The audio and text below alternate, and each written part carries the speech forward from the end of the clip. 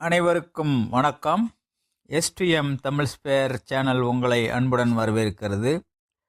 தினம் ஒரு திருக்குறள் பகுதியில் இன்று நாம் காணப்போவது அதிகாரம் 67 வினைத்திட்பம். குறள் எண் 665.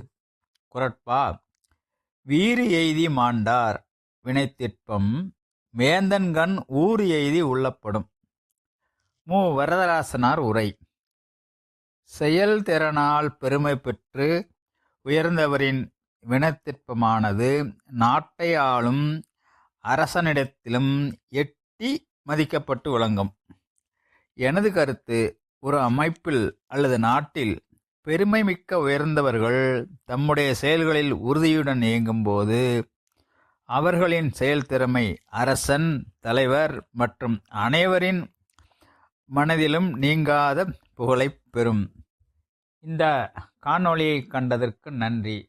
தினம் ஒரு திருக்குறள் பகுதி உங்களுக்கு பிடித்திருந்தால் எஸ்டிஎம் தமிழ் ஸ்பேர் சேனலை சப்ஸ்கிரைப் செய்யவும், லைக் செய்யவும், பெல் பட்டனை தேர்வு செய்யவும். மீண்டும் சந்திப்போம் அடுத்த குறளில். நன்றி, வணக்கம்.